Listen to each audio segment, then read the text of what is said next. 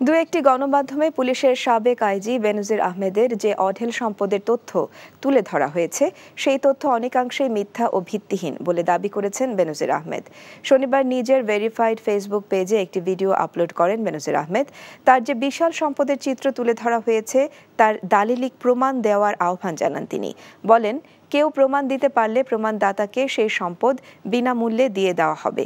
পুলিশের সাবেক এই মহাপরিদর্শক বেনজির আহমেদ দুর্নীতির মাধ্যমে নিজের ও পরিবারের সদস্যদের নামে বিপুল পরিমাণ সম্পদ গড়ে তুলেছেন বলে সম্প্রতি কিছু গণমাধ্যমে প্রকাশিত হয়।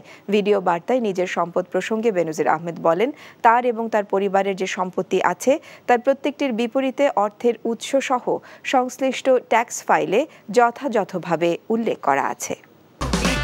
এই ঈদে দেশ জুড়ে কেনাকাটার ফুর্তি হবে শুধু বিকাশে, সাথে ডিসকাউন্ট কুপন, ইনস্ট্যান্ট ক্যাশব্যাক।